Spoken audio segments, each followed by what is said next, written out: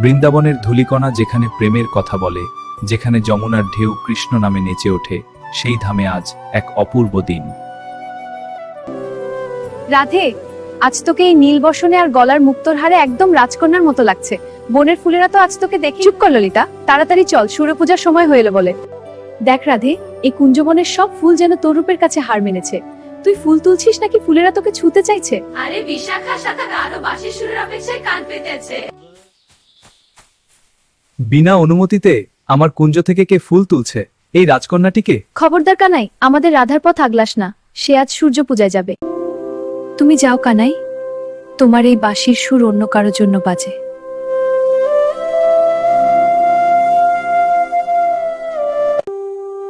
রাধে, তোমার এই চন্দনের তিলক আর নূপুরের ধ্বনি তো আমার জীবনের সব সুর। দোহাই তোমার, আর মান করে থেকো না। কানাই, তোর মিষ্টি কথায় কি আর রাধার মান ভাঙবে? দেখ, আমাদের রাধার নয়নে যেন আর জল না আসে। এই নাও রাধে, তোমার খোপায় এই মালতী ফুলটি পরিয়ে দিই। আজ থেকে তুমি এই বনের রানী।